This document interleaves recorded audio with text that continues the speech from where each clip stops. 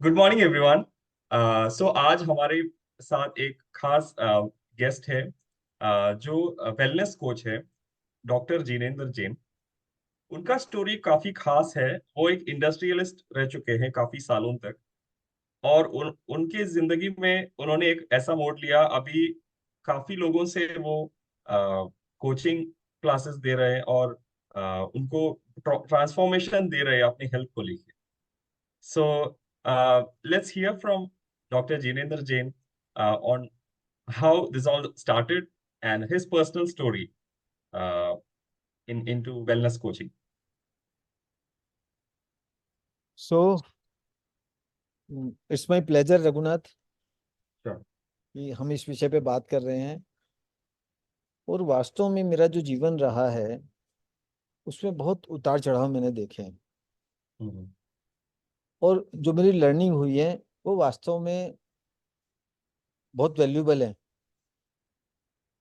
तो मुझे भी बहुत अच्छा लग रहा है कि उन अपनी स्टोरीज को आपके साथ शेयर करने में, उन जो लर्निंग है मेरी उसको शेयर करने में, और कैसे वो और लोगों को इंस्पायर कर सकती है, मोटिवेट कर सकती है और उनकी लाइफ को ट्रांसफॉर्म करने में उनकी मदद कर सकती है।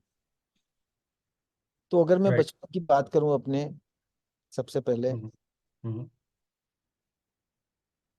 तो मेरे जो दादाजी थे वो सरधना के पास में एक गांव है मुल्हेड़ा, वहाँ के Okay. जमींदार था उनको। Okay. तो अच्छा। लेकिन उनकी छोटी उम्र में डेथ हो गई। छोटी मतलब जब Oh. मेरे पेरेंट्स की उम्र बहुत छोटी थी, फादर की उम्र मेरी छोटी थी। और Okay. उम्र भी ज्यादा नहीं थी, करीब 50-55 के आसपास रहे होंगे वो। तो Okay. तो ये मैंने देखा देखा नहीं, उनसे तो मैं मिला ही नहीं। लेकिन हाँ जी। मेरे पेरेंट्स थे वो, क्योंकि उनके पेरेंट्स चले गए, वो फिर शहर आ गए छोड़कर किसी कारण से, भाइयों से। Okay. तो उन्होंने अपनी जिंदगी खुद शुरू की। Okay. उस समय उनकी उम्र 10-12 साल की थी तो वो ज्यादा पढ़ नहीं पाए। Okay. लेकिन जब Okay. मेरा जन्म हुआ तो मुझको पढ़ाना चाहते थे वो। और मेरे साथ बात ये थी कि मेरा पढ़ाई में मन नहीं लगता था बचपन से। Okay. Okay. एक मूवी देखी होगी, तारे जमी पर। Yes. मतलब मैं उस तरह का बच्चा तो नहीं था, लेकिन Okay. करीब करीब मेरी हालत वैसी थी। जो भी क्लास में होता था सिर के ऊपर से गुजरता था। Okay. 10वीं क्लास तक मेरी यही हालत थी। Okay. कितने स्कूल बदले, सब जगह से लड़ झगड़ कर आता था।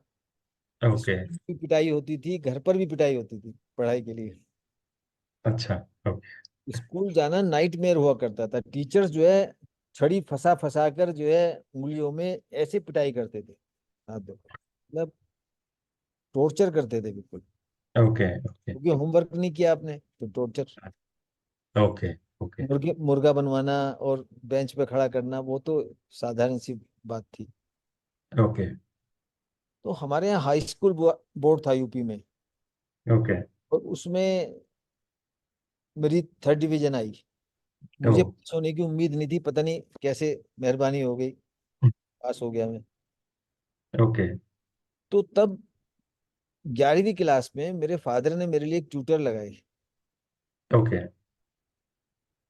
और जैसे ही वो व्यक्ति जीवन में आए, विद इन ए वीक पढ़ाई में मन लगने लगा। ओके। उन्होंने कभी पिटाई नहीं की। ओके। पिटाई तो दूर, कभी डांटा नहीं, डराया नहीं, हाँ। धमकाया नहीं। ओके। और विद इन ए वीक जीवन बदल गया। आई बिकेम ओ- सो स्टूडियस। सब कुछ समझ में आने लगा क्लास में। हम्म, समझ गए। तो और ये एक आपने क्लास स्टूडेंट को फर्स्ट क्लास स्टूडेंट बना दिया उस व्यक्ति ने। Right, right. ये आपने बहुत अच्छा पॉइंट कहा कि मतलब जो आपके गुरुजी या टीचर रहते हैं, अगर उनका एटीट्यूड आपके तरफ बहुत स्पेशल है और बराबरी का है, तो it becomes a different level of environment, और आप उस एनवायरनमेंट में अच्छी तरह सब चीजें ग्रास्प कर पाते हो। पहली बार जिंदगी में मैंने महसूस किया जीवन में एक टीचर, एक गुरु, एक मेंटर की वैल्यू क्या है। हाँ। राइट। तो आप 10 साल में अचीव नहीं कर सकते इतने संघर्ष के बावजूद भी, एक टीचर आपको कैसे सरलता से, सहजता से करा देता है, with in few few days, few. Right, right. Absolutely. तो पहली बार मुझे इस दोहे का अर्थ भी समझ में आया कि गुरु गोविंद दो खड़े काके लागू पाए, बलिहारी गुरु आपने गुरु गोविंद दिए बताए। और पहली बार मुझे ये भी समझ में आया कि माँ बाप एक जन्म देते हैं, लेकिन एक टीचर, एक गुरु से जब आपकी मुलाकात होती है तो दूसरा जन्म होता है आपका। Right, right, that's so true. और तब जीवन में एक पर्पज भी आया, हम्म। उद्देश्य ने जन्म लिया कि मुझे टीचर ही बनना है जिंदगी में। अच्छा। ओके। टीचर एक बच्चे के जीवन को बदल सकता है, ट्रांसफॉर्म कर सकता है, उसको मीनिंग दे सकता है। Right. So I want absolutely. To become a teacher. Okay. Okay. फिर आप इंडस्ट्रियलिस्ट रह चुके हैं, and then how did you change that into a profession finally? So देखो क्या हुआ, उस व्यक्ति ने मुझे हिंदुस्तान के सर्वश्रेष्ठ college Shri Ram college of commerce में एडमिशन कराया। ओके। अब वहां क्या अच्छा। हुआ, कितने सब्जेक्ट में मेरे 100 नंबर आए, डिस्टिंक्शन आई, लेकिन एक सब्जेक्ट में फेल हो गया। ओके। अब वो सब्जेक्ट भी ऑप्शनल था, और ओ। एक की देखा देखी मैंने ले लिया। अच्छा। अब उसमें फेल हो गया, कैंपस प्लेसमेंट नहीं हुआ, उन्होंने मेरा ट्यूटोरियल लगा दिया, ओके। 1 साल खराब हुआ, और 1 साल के बाद भी फिर जॉब नहीं मिली। ओके। ओके। और जब जॉब नहीं मिली तो अब क्या करूं, मैं तो चौराहे पर आ गया, अब क्या करूं हाँ जिंदगी। जी। राइट। तो तब मैंने सोचा कि जितने भी मेरे रोल मॉडल हैं, जैसे गांधी जी हैं, पटेल जी हैं, और नेहरू जी हैं, ये सब बैरिस्टर हैं। हाँ। तो करेक्ट। मैंने सोचा कि वकालत करते हैं, शायद वकालत एक नोबल प्रोफेशन होगा, but because I was in search of a noble profession, कि जो ओके। ईमानदारी से और अच्छा प्रोफेशन हो, ऐसी प्रोफेशन की मैं तलाश में था, सम्यक आजीविका। राइट। तो मैंने वकालत की। वकालत मैंने तीनों स्ट्रीम में की, टैक्सेशन, सिविल एंड क्रिमिनल, और नामी वकीलों के साथ काम किया, ओके। लेकिन कहीं मन नहीं लगा। ओ। कि मैं देखता था हर जगह मोर देन 80% काम तो पैसे से होता है। हाँ जी। अच्छा, मेरे फादर एक सोलो एंटरप्रेन्योर थे। कभी उनके पास काम होता था ज्यादा, ऑल ओवर इंडिया से उनके पास ग्राहक आते थे। मेरठ एक टेक्सटाइल की मंडी थी बड़ी, अभी भी ओके। बड़ी मंडी है टेक्सटाइल। तो ओके। ओके। तो वो मुझे बुला लेते थे वकालत से अपनी हेल्प के लिए। तो मैं देखता था कि दुकान पे भी, वैसे तो फादर बहुत ऑनेस्ट व्यक्ति थे, राइट। लेकिन कोई भी सरकारी कर्मचारी आता था इनकम टैक्स से, सेल टैक्स से, तो घबरा जाते थे। हाँ जी। तो मुझे नहीं समझ में आता था ये क्यों है। अच्छा, फिर जो मैं व्यवहार देखता था उनका ग्राहक के साथ, तो थोड़ा झूठ सच भी मुझे दिखाई देता था। हम्म। हाँ जी। तो वो कहते थे भाई बिजनेस में थोड़ा बहुत तो चलता है, हाँ झूठ जी। चलता है, नंबर 1 नंबर 2 थोड़ा चलता है, राइट। और रिश्वत देनी पड़ती है लोगों को। हम्म। तो मेरा बिजनेस में मन नहीं लगता था, मुझे लगता था ये ठीक नहीं है। ओके। ये काफी मेरे दोस्त जो हैं, जो फर्स्ट क्लास जिनकी आई ग्रेजुएशन में, वो चार्टर्ड अकाउंटेंट हो गए। ओके। मैं चार्टर्ड अकाउंटेंट भी नहीं गया, क्योंकि मुझे लगता था उसमें नंबर 1 नंबर 2 करना पड़ता है। राइट। राइट। अच्छा, कितने मेरे दोस्त जो है आईएएस ऑफिसर हो गए। अच्छा, मैंने भी सिविल परीक्षा में तैयारी शुरू की थी, दिल्ली में जुबली हॉल में रहकर। ओके। तब किसी ने मुझे बताया कि यार ये जो आईएएस ऑफिसर्स होते हैं तो भ्रष्ट नेताओं के इशारे पर नाचते हैं, इनका अपना कुछ नहीं चलता। हाँ जी। राइट। तो मैंने वो भी बीच में छोड़ दिया। ओके। तो अब क्या है कि वकालत में दिल नहीं लग रहा है, बिजनेस में भी दिल नहीं लग रहा है, क्या करूं जिंदगी में, but I was so confused. Okay. Okay. तब मैं अपने जो विपश्यना गुरु आचार्य गोयनका जी से मिला, ओके। उससे बात कही। मैंने ओके। कहा, आप सम्यक आजीविका की बात करते हो, मुझे तो हर काम में खोट नजर आता है, मैं करूं तो हाँ। करूं क्या जिंदगी में। हाँ। तब राइट। उन्होंने कहा, देखो भी जिनेंद्र, आपके फादर को आपकी जरूरत है कि नहीं है, उन्होंने भी बहुत संघर्ष किया है, ओके। और आप उनकी मदद करो। ओके। संकल्प के साथ बिजनेस को ज्वाइन करो कि अपने ग्राहक के साथ कभी कोई चीटिंग नहीं करूंगा। हाँ जी। सरकारी तंत्र में भ्रष्टाचार है, उसको एक तरफ रखो अभी, ओके। समय आने पे ठीक होगा वो। सरकार, ओके। क्योंकि सरकार की इंटेंशन के बिना नहीं होगा वो हमारे राइट। हाथ में नहीं है। लेकिन हमारे हाथ में ये है कि हम अपने ग्राहक के साथ ईमानदार रहें। हाँ जी। तो इस संकल्प के साथ मैंने अपने फादर का जो बिजनेस ज्वाइन किया। ओके। इस तरह से मैं फिर इंडस्ट्री लगाई मैंने उनके साथ मिलकर। वो तो एक दुकानदार थे, तो टेक्सटाइल ओके। की हमने फैक्ट्री लगाई। ओके। तरह से हुआ। अच्छा। ओके। तो आप बिजनेस में आपने बोला कि थोड़ा बहुत मुश्किल फेसेस आए कि मतलब ईमानदारी से आप हट हट रहे थे, and then how did you manage when you were industrialist with your father? देखो वो काम हमने बहुत ईमानदारी से किया, और उसमें हमने एक गुडविल अर्जित की ओके। इंडिया, अपने ट्रेड में। मतलब हमारा एक नाम था, एक गुडविल थी। हम्म।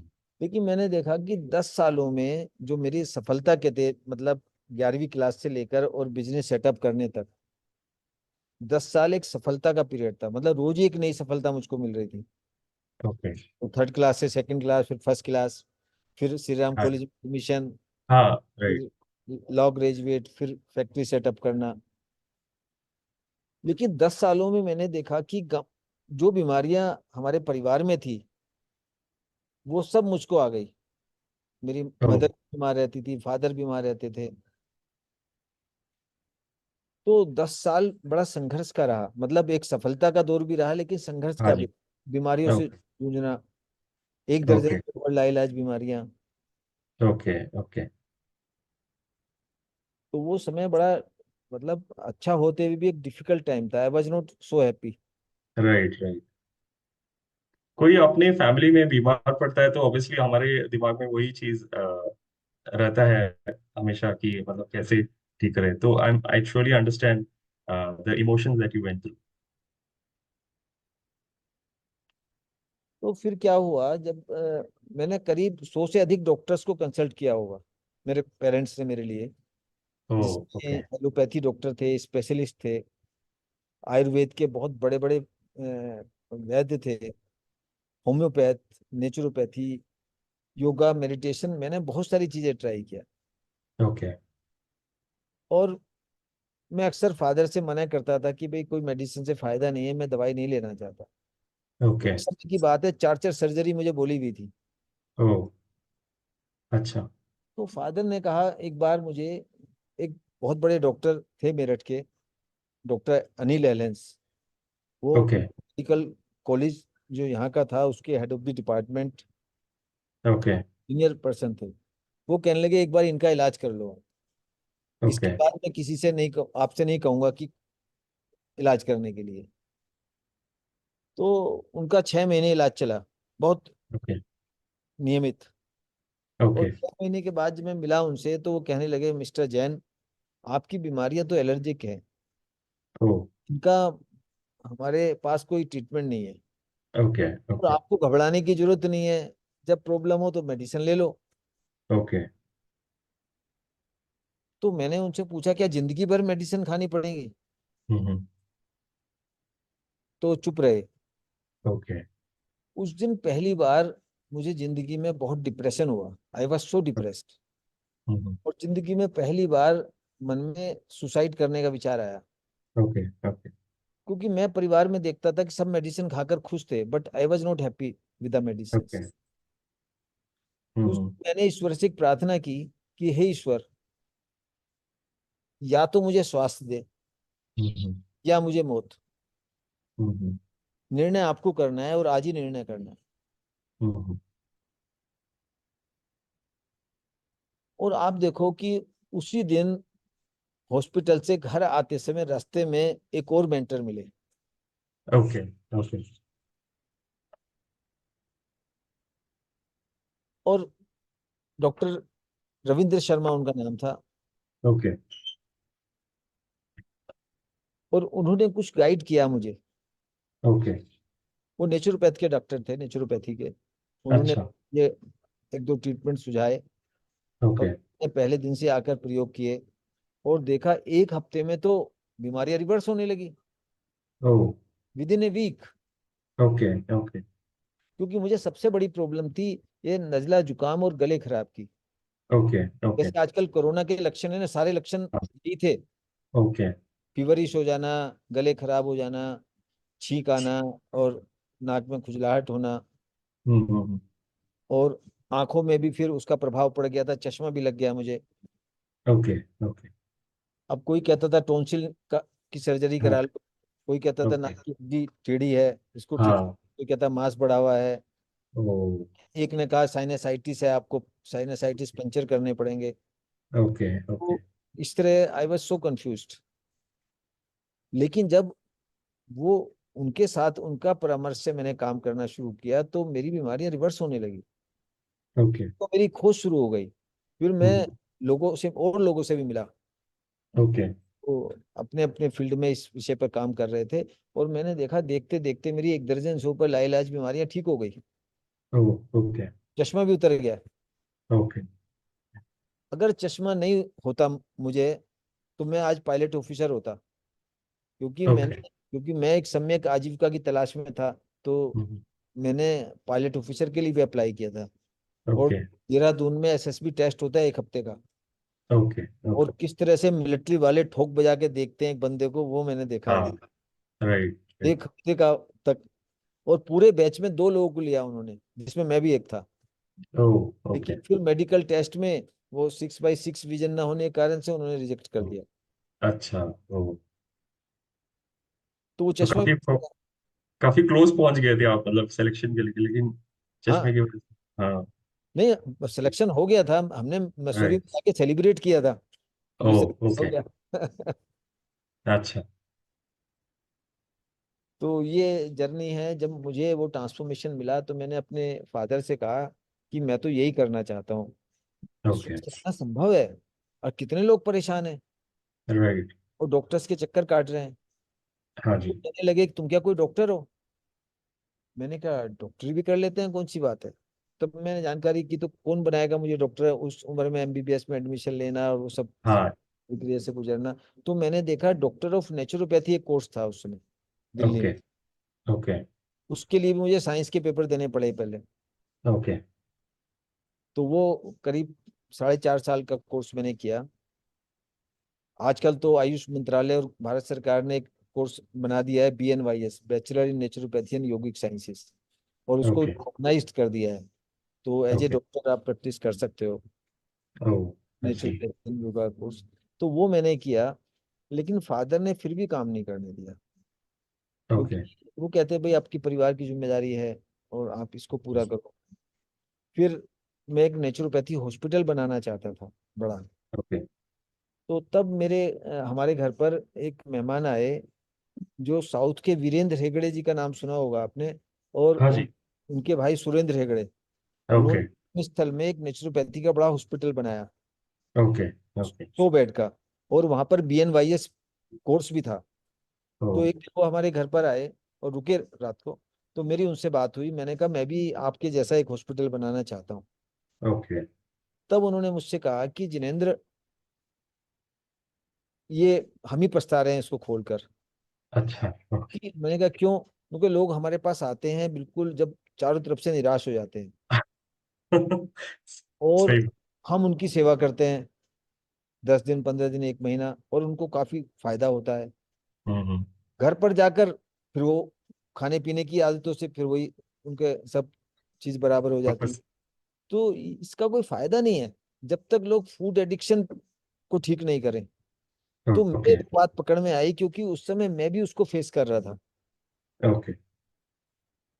तो 5 साल मैंने फिर इसके ऊपर रिसर्च की कि भाई ये फूड एडिक्शन क्या चीज है।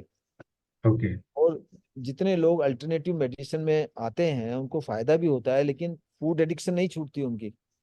ओके।